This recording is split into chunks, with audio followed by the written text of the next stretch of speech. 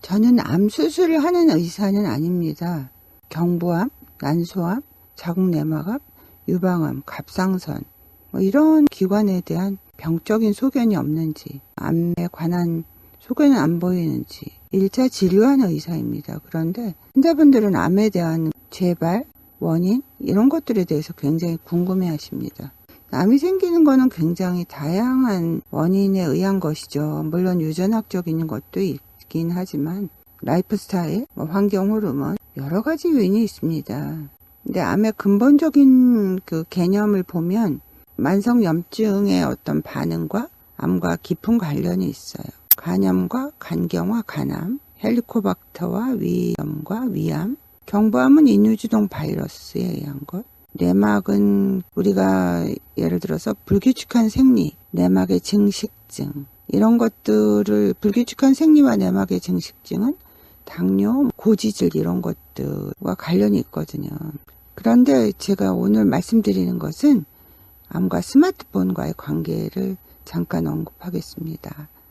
이것은 제 얘기가 아니라 이 안티캔서, 항암, 웨이 오브 라이프, 어떻게 살아야 되는 이 저자의 여러 가지 언급 중에서 스마트폰에 대한 언급을 논하는 것입니다.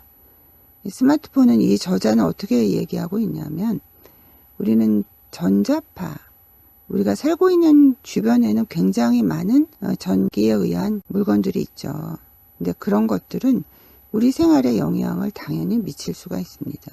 근데 스마트폰을 요즘에는 환자분들이 주무실 때까지 하다가 그냥 머리 옆에 놓고 주무시든지 아니면 스마트폰은 계속 방송이 나오는 상태로 배 위에 손을 잡고 주무시든지 이런 상황이 일어납니다. 그래서 스마트폰을 멀리 하시는 것이, 주무실 때는 적어도 자기 신체 부위에서 멀리 떨어져 놓고 잠을 취하시는 것이 여러 가지 암 발생뿐만 아니라 자율신경의 조절, 수면 이런 것들에 영향을 미칩니다. 왜냐하면 그 스마트폰에서 나오는 광선이 우리 안구에도 영향을 미치고 수면에도 영향을 미치기 때문입니다.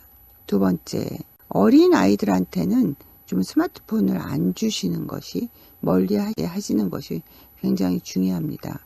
어린 아이들, 12세 미만의 아이들, 이런 아이들은 세포가 굉장히 활성도가 높거든요. 그렇기 때문에 스마트폰에서 멀리 하시는 것이 전자파의 노출의 위험을 감소시킬 수가 있습니다. 그런데 안타까운 것은 요즘 아이들은 사람과의 소통이 아니라 사람과 스마트폰과의 소통이 되어버렸습니다. 그래서 어린아이들한테는 이 전자파가 굉장히 많은 영향을 미칩니다. 그리고 대부분의 전화통화는 안 하시는 것이 좋습니다. 그냥 문자 메시지로 하시는 것이 전자파의 노출 위험을 감소시킬 수가 있습니다. 그래서 안티캔서, 항암, 그러니까 암에서 방어하는 여러 가지 방법 중에 하나가 있는데 그 중에서 스마트폰에서 주로 통화는 하지 말자. 문자 메시지를 이용만 하시라고 말씀드리고, 우리가 수면에 취하거나 이럴 때는 이 스마트폰을 우리 몸에서 좀 멀리 놓으라고 말씀드리는 것입니다. 특히 어린아이들한테는 스마트폰에서 좀 멀리 있게 하시는 것이 이 아이들한테 나쁜 영향을 안 미칩니다. 감사합니다.